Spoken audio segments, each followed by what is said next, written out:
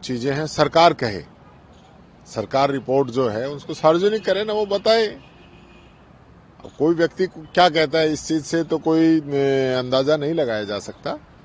जबकि मैं ये कहना चाहूंगा, राम लोभाया जी बहुत ही सुलझे हुए व्यक्ति थे। उन्होंने बहुत मेहनत करके और ये रूपरेखा तैयार की थी, और जिलों के बनने से लोगों को बहुत बड़ा फायदा है। हरियाणा के अंदर आप देखोगे, हरियाणा की भौगोलिक स्थिति अगर उनका क्षेत्रफल लगाएं तो हमारे 2-3 जिलों जितना है पूरे ही हरियाणा। और हरियाणा के अंदर 23 जिले हैं, मध्य प्रदेश हमसे छोटा है, उसके अंदर 53 जिले हैं। आज ही गुजरात के अंदर एक जिला और बढ़ा दिया। कहने का मतलब ये हर जगह डेवलपमेंट हो रहा है, नए पंचायत, नई तहसील, नए जिले बन रहे हैं। उसी को देखते हुए हमने बनाए थे, और उस चीज का सीधा सा फायदा पब्लिक को मिलता। नजदीक न्याय था, मॉनिटरिंग अच्छी होती, लोगों को रोजगार मिलते, उतने पद क्रिएट होते, उतना डेवलपमेंट होता, और उस चीज का फायदा मिलता।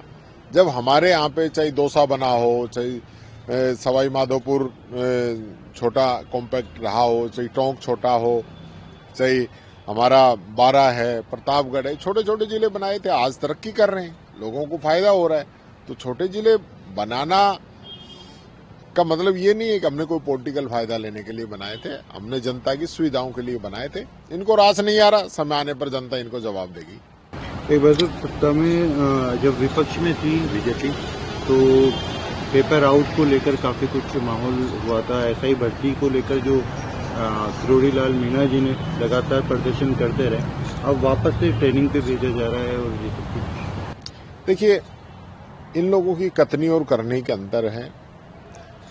पूरा जो सरकार है, सरकार का ही अंग है किरोड़ी मीणा जी, जो लगातार इस भर्ती को लेकर उन्होंने काफी दस्तावेज भी दिए, काफी उन्होंने इसके लिए अधिकारियों के भी वो घर पहुंच गए। लेकिन हुआ क्या, आज जिन लोगों को आपने पकड़ा वो जमानत पे आ गए, वापिस ज्वाइन कर रहे हैं, स्टे मिल गया, और अब सरकार भी जो चयनित अभ्यर्थी हैं उनको ट्रेनिंग पे भेज रही है।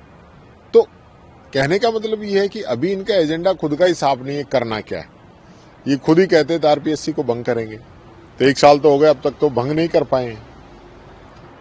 तो हाथी के दांत खाने के और दिखाने के और हैं, ये बीजेपी साबित कर रही है।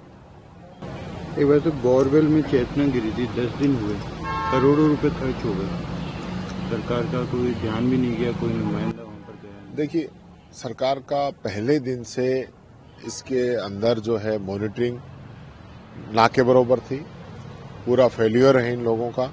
10 दिन के बाद में हम बच्ची को निकाल पाए हैं, और वो भी उसकी जान नहीं बचा पाए। इसके लिए आज हम आरोप प्रत्यारोप कर रहे हैं, वो तो एक अलग बात है।